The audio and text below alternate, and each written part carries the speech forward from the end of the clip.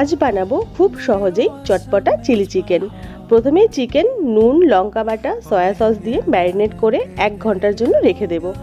সেই সময়ের মধ্যে ক্যাপসিকাম পেঁয়াজ রসুন লঙ্কা খুব সুন্দর করে কেটে নেব। এবার চিকেনে ময়দা কর্নফ্লাওয়ার ভালো করে মিশিয়ে একটা ডিম ফাটিয়ে দিয়ে খুব সুন্দর করে এটাকে আরেকবার মেখে নেব।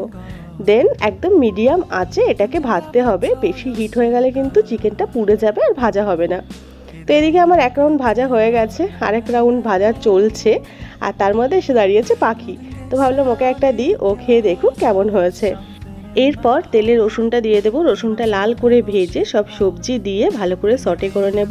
তারপর এর মধ্যে নুন আর সব রকম সস দিয়ে ভালো করে এটাকে সটে করে এর মধ্যে দিয়ে দেবো চিকেন।